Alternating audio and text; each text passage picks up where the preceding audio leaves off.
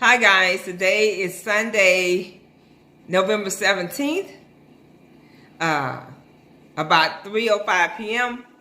and I needed to record. I say I needed to because I made 4 videos. The first one, when I listened to it, I was saying the wrong dates. So I can't post that one. It was good too. My sister actually seen that one, but I can't put it out there. Then I made 3 last night, like in a series, and they disappeared. So, and I was doing those to lead to what I'm going to tell you today. But apparently, the Holy Spirit is saying you need to focus on this and don't be worried about trying to talk about myself. So, whoever is watching this video today, you must need to hear it, or you must need to hear it for someone else. Okay. First thing I'm going to read, because I'm going to be doing a lot of reading today. And I got to do it quick because I got to get out of here. It says, Ecclesiastes 3:1, this King James Version says, to everything there is a season and a time and every purpose under the sun, which just means there's an appointed time for everything. So I need to do this today on the 17th, apparently. That number is significant, and I'm going to tell that to you in my next video. Okay. Now, before I talked about Napoleon Hill and that sexual transmutation, that's what this video is going to be about. But I realized when I had did my other video, the one my sister watched, I needed some more information. I got that information, so that's something I'm going to read to you guys today. Okay, now I'm going to read these things to you so you'll know. There's a such thing called a succubus, which is a female version of a demon, that is a sexual demon. And there's an incubus, that's a male version of a sexual demon. Now it says an incubus is a demon in a male form that seeks to have sexual intercourse with sleeping women, and the female version of it is a succubus. It says the incubus sucks energy from someone through their sex in a spiritual way. You are exchanging energies with this person, and if you are constantly having sexual contact, this person and their energy will get ingrained in your energy, which will create sexual attachments, forming unhealthy, codependent relationships. Okay, this transfer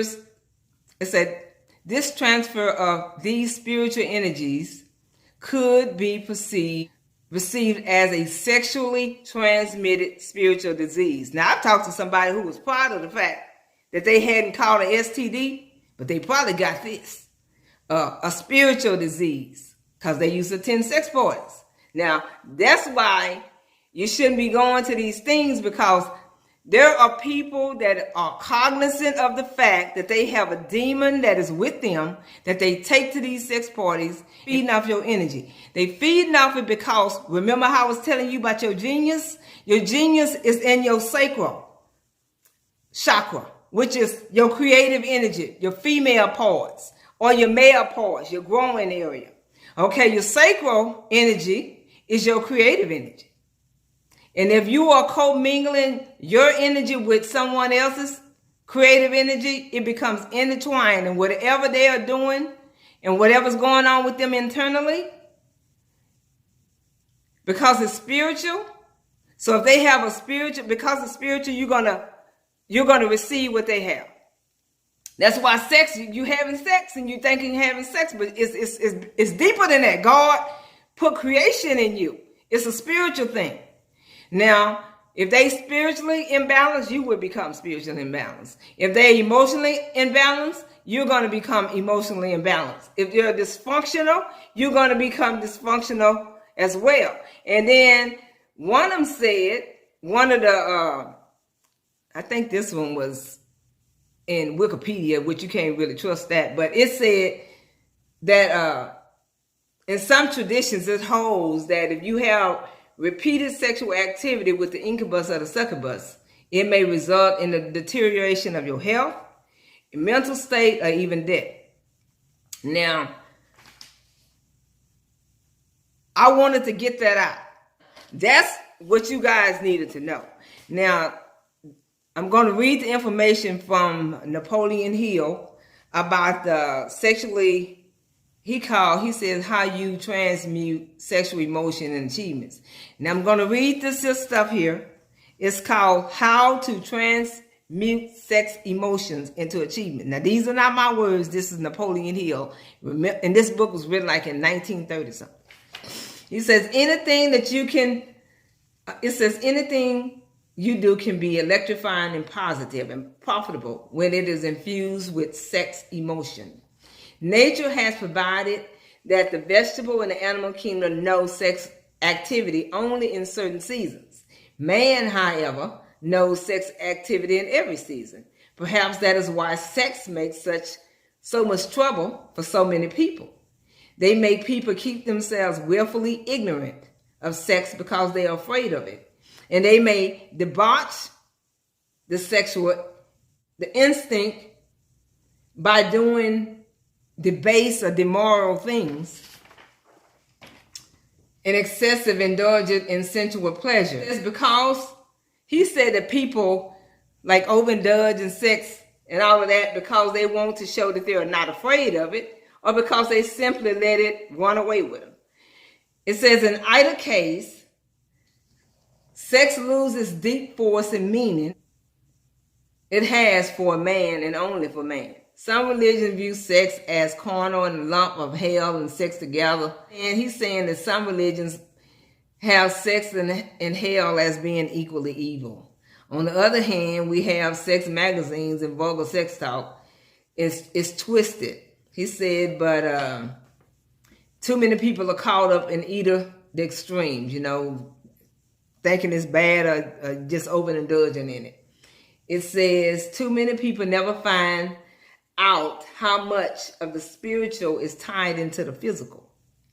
When you see sex as a great creative force, creative not merely of children, but for all of the noble and the enduring, then we are ready to see what sex transmutation can do for us. It says it is a focus of sex energy into the channels where it adds immeasurable to one's power of achievement. It is not in any way a lessening of sex energy, but rather a shifting of that energy. Successful people tend to have a highly sex drive. They have personal magnetism. They're interesting. It enables them to influence others. Charisma. They have a personal sex appeal. And it says it is obvious that those who win the greatest success of all occupations and all walks of life have a high sexual capacity which transmutes at will, which means they can turn it off and on when they want to. They may not be doing it on purpose. There's obviously a connection of ego. And as with ego, a person may have to watch for the best way in which to express themselves through sexual transmutation. It says the art of keeping your mind focused on your intention. Okay. And that's talking about what I said before, like an athlete or something. They stay focused on what they're doing. Say you in business, whatever your field is, and you're doing it. It's like when I was in school. Okay. When I divorced, I knew I was going to be divorced a long time because I knew I wasn't going to be married to nobody because I didn't want to bring anybody around my children. I had a 16-year-old. My oldest was out of the house. I had a 16-year-old and I had a 6-year-old. And I made a conscious decision. I'm not bringing anybody around my daughters. Now, I would date. Like I said, I dated them, but they didn't come around my daughter. Okay. But I wasn't bringing anybody around my daughters. When my youngest was 13, I met this dude. And he told me he had a daughter that was a year older than mine. She was 14. His ex-wife had a boyfriend. Her boyfriend raped his daughter. She was in the hospital for 2 weeks. She didn't talk for 2 weeks, and she cannot have kids. And I was glad I made that decision. This is not a reflection on anybody else. That was my conscious choice. Now, when my daughter did finally graduate, I went to school. So I still wasn't dating. And so I was focused. I hadn't been to school since I was in high school. And somebody called me, telling me, I don't have time for that. I got to focus on my schoolwork. That's why I did so well. Now, if you pour your energy into everything, then you're going to do well. You will excel in it because that's where your focus is. And so instead of me hanging out with dudes and them, trying to have sex with somebody, I was putting that energy into my schoolwork. So that's exactly what he's talking about. So if you have like a dream or whatever, then you can accomplish your dreams. Okay, I'm going to read some of his quotes. He was a very intelligent man. Now, he said, an educated man is not necessarily one who has an abundance of general or specialized knowledge. An educated man is one who has developed the faculties of his mind that he may acquire anything he wants or is equivalent without violating the rights of others.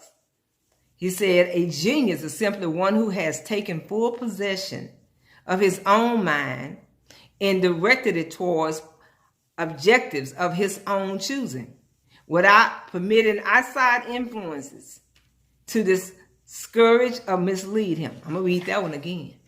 A genius is simply one who has taken full possession of his own mind and directed it toward objectives of his own choosing without permitting outside influences to discourage or mislead him. Now that ties into me saying by getting rid of old belief systems that no longer serve you. Cherish your visions and your dreams as they are the children of your soul in the blueprint of your ultimate achievements. That's another one of his quotes. It's two more I'm going to read that he said, and I'm going to let that go.